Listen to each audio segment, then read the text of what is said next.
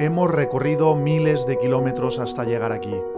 El Partido Popular está presente en cada pueblo, en cada ciudad, junto a todos los valencianos. Porque somos un partido próximo, empático, real, de los que soluciona los problemas porque los sufre junto a los ciudadanos. El Partido Popular en el que creo lucha, desde los pueblos, con una mirada local, sí, pero con una pretensión universal.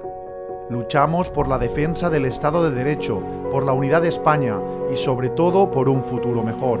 Y lo hacemos en valencià y en castellano, con unas señas de identidad propias que amamos y respetamos profundamente. Algunos gobiernan pensando en su comodidad, en no complicarse para no perder apoyos. No esperen al Partido Popular ahí. Nosotros vamos a gobernar y vamos a tomar decisiones justas, porque nos implicamos para mejorar la vida de todos y cada uno de los valencianos. Nos debemos a ellos. Son muchos los kilómetros recorridos, sí, pero son muchas las metas que tenemos que alcanzar. Por lo que os pido que os atéis bien las zapatillas de largo recorrido, porque esto acaba de empezar.